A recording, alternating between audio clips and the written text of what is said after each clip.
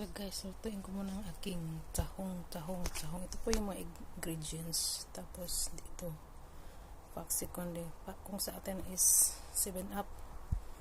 Tapos ito pa guys. Tapos kukuha ako ng kamatis sibuyas doon sa guys, gigisin na natin ang ating sibuyas. Ang ating tahong.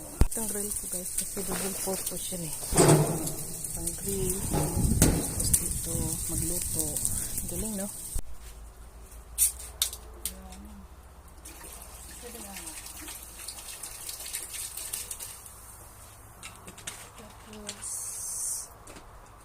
Tapos ang ating tahong guys. Yan. Tasin ko natin itong sila sa hangin.